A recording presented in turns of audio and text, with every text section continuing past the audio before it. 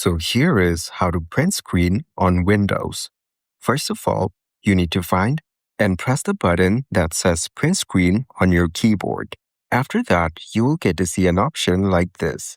If you select the rectangle region option, you can click and drag on whichever part of the screen you want to take a screenshot of. Then, right beside it, you can see more options like freehand region.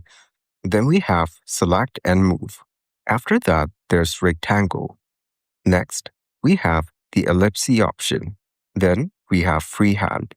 And as you can see, there are many different functions that you can use by selecting the different options available right over here on the top.